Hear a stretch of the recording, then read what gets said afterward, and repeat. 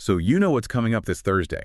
These peace negotiations in Istanbul for Ukraine. Yeah, exactly. And, well, if you're anything like me, you're probably thinking, how did we even get here? What's actually going on behind the scenes as these talks get closer? Right. So for this deep dive, we're really focusing in trying to understand the factors that have led up to these specific Istanbul negotiations. Okay. And our main source today, it's a pretty fascinating discussion from Danini Weird on YouTube. The transcript's called Wat je moet weten over onderhandelingen Istanbul, #1940. So we're going to dig into what they laid out. Right. And our mission here, it isn't just to, repeat the headlines. We want to give you a real feel for the history, the recent stuff that's happened, and all the different perspectives that are shaping these talks. Think of it as like your shortcut to being properly informed, getting beyond that surface level stuff you usually see. Yeah, cutting through the noise a bit. So, I mean, with something this complex, where do you even start? The transcript, actually, it begins by looking back at some of the earlier attempts to find some kind of resolution, even before things got this intense. Okay, right. It mentions when Trump first came into office, there was this sort of idea that maybe he'd try and broker a peace deal. There was even this move, sending a special envoy to Moscow, trying to get back in contact with Russia. Apparently, this might have been part of some bigger picture, thinking about, China. Someone named Witkoff is mentioned there. And what's really interesting right from the start is the disagreement within the U.S. administration. Oh. So while this Witkoff figure seemed more open to talking with Russia, you had others like Kello, maybe Rubio early on, who were much more resistant. Okay. So the key thing here, I think, is that even back then, the U.S. didn't really have one single consistent policy towards Russia. It was kind of fragmented. And it wasn't just internal U.S. stuff, right? Europe. They were more aligned with Biden's earlier view, and they were apparently pretty skeptical about Trump's new direction. Yeah, very skeptical. Their main thing was getting the occupied territories back to Ukraine, including Crimea. That's a really big point of difference, isn't it? Huge difference. And if you connect that to the bigger picture, the transcript talks about something called the Spring Initiative. Okay. The idea was to try and cut off Russia's land bridge to Crimea. And it also sort of hints at this broader neoconservative agenda. Right, you hear that term. What does it mean in this context? Well, basically, it generally means a belief in strong U.S. leadership globally, promoting democracy. And here, it probably included weakening the Russian government, maybe even Putin himself. And Europe seemed much more aligned with that kind of tougher stance back then. Okay. Then the focus shifts a bit to Trump wanting to break from Biden's Ukraine policy. He's quoted saying things like, this is not my war, and this should have never happened, really trying to put some distance there. Yeah, creating separation. And he apparently made efforts to get back in touch with Russia, try to understand their perspective, their considerations. Which leads to a really important question, doesn't it? Why didn't those initial efforts by Trump actually work? Yeah. The transcript points to a couple of key things. First, those internal divisions we just talked about within his own team. Right. That made it really, really hard to follow any clear, consistent path. Absolutely. You had these two different camps pulling in different directions. Sounds like that internal struggle just stalled everything. And the second reason the transcript brings up is that Trump seems to have maybe underestimated the pushback he'd get. Oh, interesting. Not just from Europe and Ukraine, but maybe even from Russia itself. Perhaps the approach was too sudden or didn't quite grasp all the complexities involved. There's also a quick mention of some raw materials deal with Zelensky, something about rare minerals. Yeah, briefly. Apparently, it didn't end up being that great for the U.S., but Trump still sort of spun it as a win. Right, presented it positively. But what's fascinating then is how the European dynamics started to shift. Okay, how so? The election of Merz in Germany, that's highlighted as a really key moment. Merz, right. She apparently took a much tougher line on Russia than Schultz, her predecessor. She even suggested supplying long-range Towler's rockets. Now, that term isn't common. Towler's rockets. Never heard of it. Me neither, really. It likely means some kind of long-range artillery or missile system. Yeah. Point is, it's just a big potential step up in the kind of weapons being considered for Ukraine, a potential escalation. Wow. Yeah, Towler's rockets definitely sounds like heavier firepower. And it seems like this tougher German stance kind of emboldened other European hawks, like Starmer and Macron. Exactly. You got this more unified European front that was quite different from where Trump seemed to be heading initially. Precisely. And the shift in Europe, it gave Zelensky and Ukraine hope that they could keep counting on significant European support, maybe even if the U.S. position changed or became less reliable under Trump. Okay, so that leads into something called the Kayak Plan.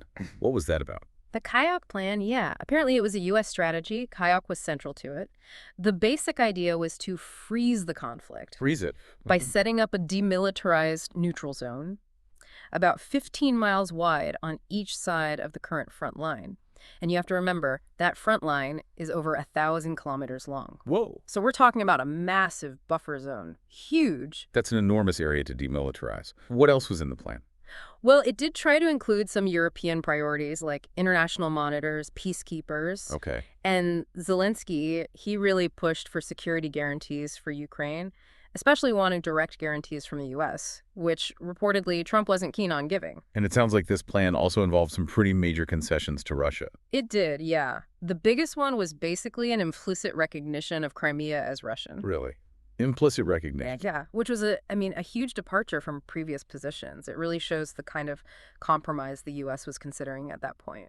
But Kyiv wasn't exactly thrilled with this Kayak plan, were they? No, not at all.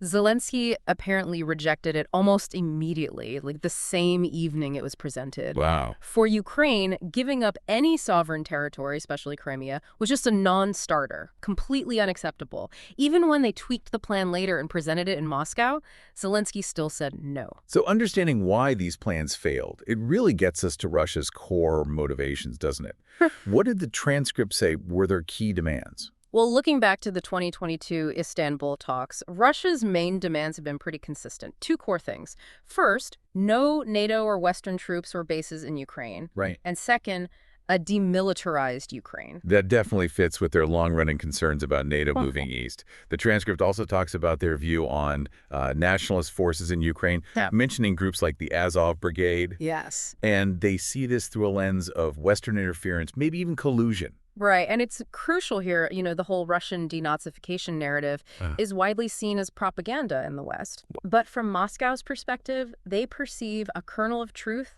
about strong nationalist currents in Ukraine. And they link this to what they see as a pattern of Western-backed regime change, like the Maidan Revolution. And they believe the West ultimately wants regime change in Russia itself.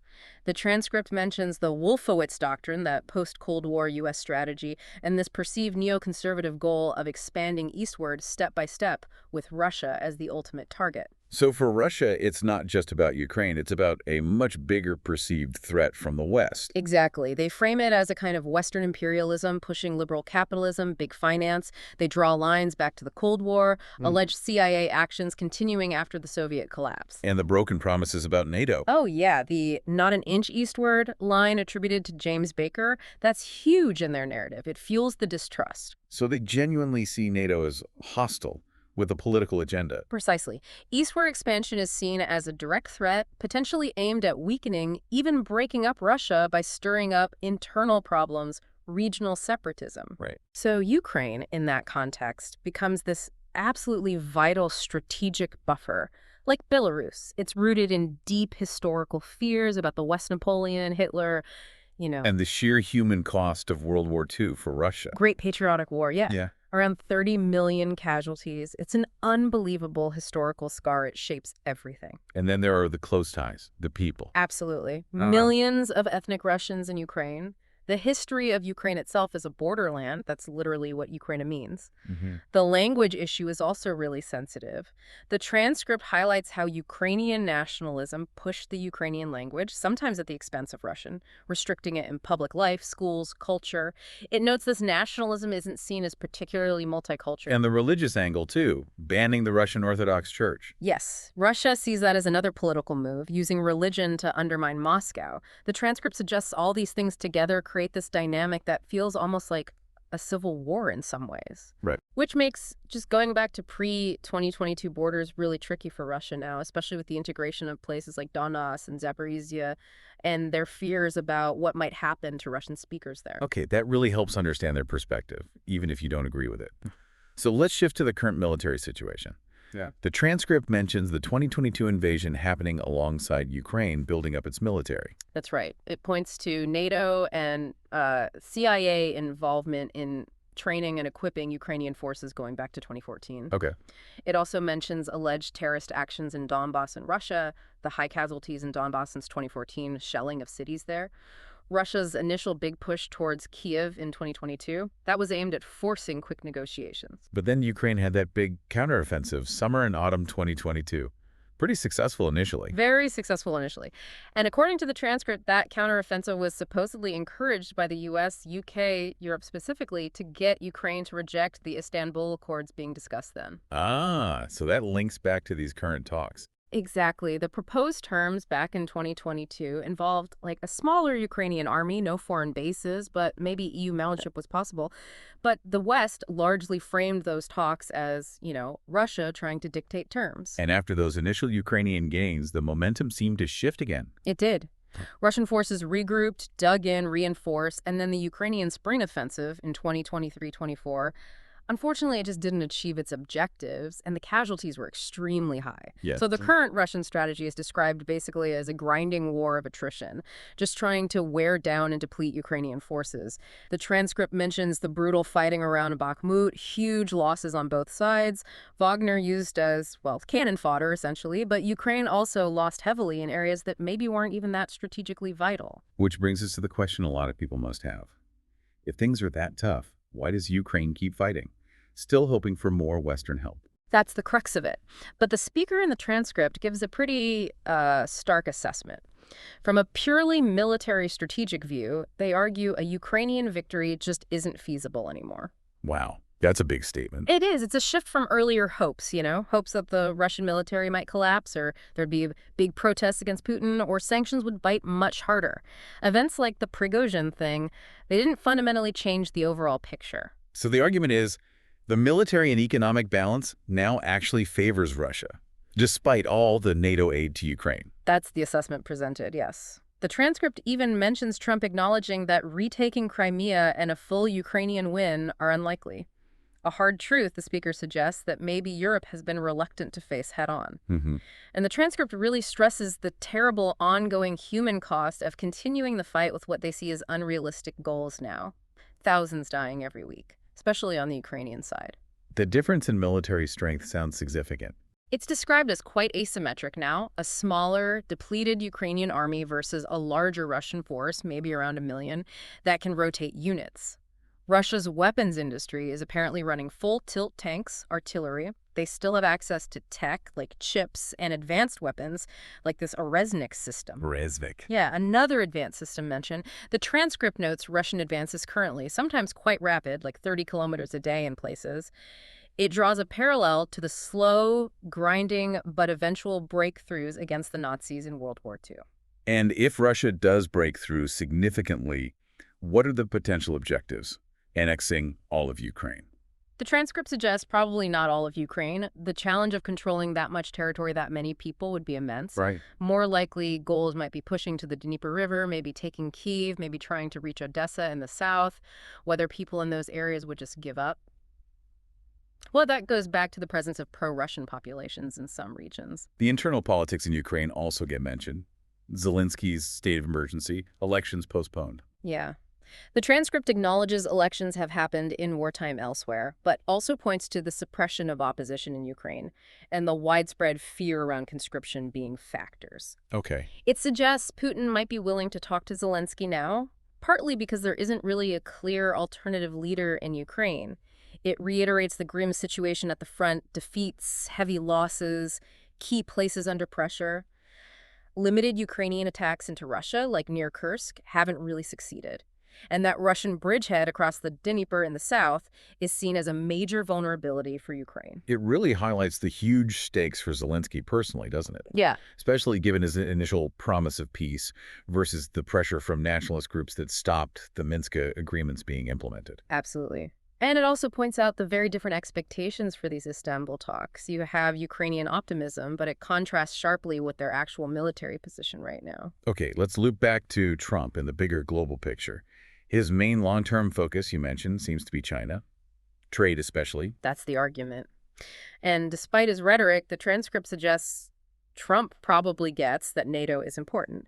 He likely doesn't want to totally alienate Europe because that would weaken the U.S. overall, especially against China. But can Zelensky really count on Trump's support going forward? Yeah. Is it reliable? The transcript suggests it's very uncertain. Maybe Trump provides just enough support to keep Europe kind of on side without really changing the grim military reality for Ukraine, which raises the prospect of this conflict just dragging on for years. It mentions the EU goal of getting off Russian gas by 2030, but also questions if that's really feasible or in Europe's best interest given current energy problems. And the internal politics in Europe. Populism. Yeah, the transcript hints that the Russia threat might be used by some governments to consolidate power, maybe sideline dissent. It's also critical of media coverage on all sides, lots of bias, propaganda.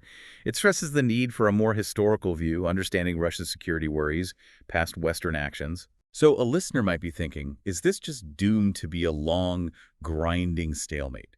Or could something more dramatic happen?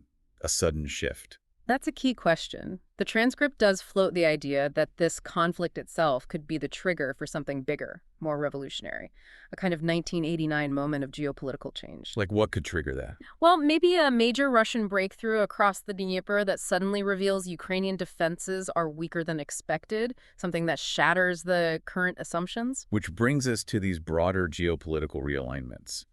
Putin's long time in power, his ambition to restore Russia's greatness. Exactly. It's driven by this belief in a distinct Russian civilization, resisting what he sees as liberal capitalism, which naturally clashes with many in the West, especially liberals. And the MAGA movement in the U.S., how does that fit in? It's presented as something different, not just traditional Western liberalism, maybe a new kind of U.S. power asserting itself, but possibly more open to a multipolar world rather than trying to force democracy everywhere. And the MAGA focus on national sovereignty. That aligns more with Russia's view. That's the connection made, yeah. Contrasting with Europe's commitment to multilateralism, a more liberal, maybe secular agenda, suggesting a real ideological clash there. The transcript even brings in religious conservatism in MAGA circles, figures like Bannon, the Vatican, and concerns about the Islamization of Europe as other factors swirling around. It revisits Trump's first attempts at peace, suggesting maybe he underestimated Putin, made mistakes. Yeah, perhaps didn't fully grasp the dynamics or his rhetoric backfired. Then you have the recent European moves, led by Merz, trying to ramp up pressure on Russia with more sanctions, and Putin's countermove, offering immediate talks with Zelensky. And Zelensky agreed quickly to Istanbul, but the situation is totally different now than 3 years ago. Completely. The transcript emphasizes Russia's demands now will likely be much tougher, an Istanbul Plus scenario, probably demanding explicit recognition of the 4 annexed regions and Crimea. Which Zelensky is almost certain to refuse. Almost certainly, that core issue of territory remains. So you've got this complex interplay. Trump's interests, China, NATO, his need for European cooperation, versus the harsh military facts on the ground for Ukraine. And the transcript floats that scenario again. Trump gives just enough aid to keep Europe somewhat happy for his China strategy, but not enough to actually change Ukraine's military fortunes, leading to this tragic, drawn-out war. Meanwhile, Putin doesn't seem to have much reason to compromise, given the battlefield situation and his core goals: demilitarization, neutrality for Ukraine. Seems that way. The potential outcomes discussed are pretty bleak. A smaller rump state Ukraine, a huge ongoing refugee crisis, Russia consolidating control over the territory it wants, ensuring Ukraine stays neutral. Grim, but presented as possible. Yeah. The transcript questions Europe's strategy, too. Is it realistic? What are the long-term consequences for European security, relations with Russia, China? The rhetoric about defeating Russia continues, but the transcript contrasts that with Russia's historical resilience. So looking ahead to Thursday in Istanbul. Yeah, the transcript notes Putin probably won't be there himself, maybe a high-level delegation. But any real progress likely needs a lot of groundwork done beforehand. Right. And interestingly, it highlights Putin recently calling it a war for the first time, not a special military operation. Oh. Yeah, potentially signaling a readiness for future escalation, especially given the large reserve forces Russia has apparently built up. Wow. Okay, so as we wrap up this deep dive, it is just overwhelmingly clear how complex, how critical this situation is around the Istanbul talks. We've Right. covered the history, the shifting factors, the stark military realities. Absolutely. I think the key things for you, the listener, to take away are those internal divisions we saw, the shifting alliances, the deep-seated motivations of everyone involved, and just how much the current military situation weighs on everything. It really shapes the possibilities. Yeah. And that leaves us with a final, maybe unsettling thought for you to mull over. Given these really deep historical roots, these ideological clashes, and the undeniable military facts right now, what kind of future relationship between Ukraine, Russia, and the rest of Europe is actually possible? I mean, what incredibly difficult compromises might have to happen to get any kind of lasting peace, even if it's an uncomfortable one? It's definitely a lot to think about beyond the day-to-day headlines. We really hope this deep dive gave you a more informed perspective.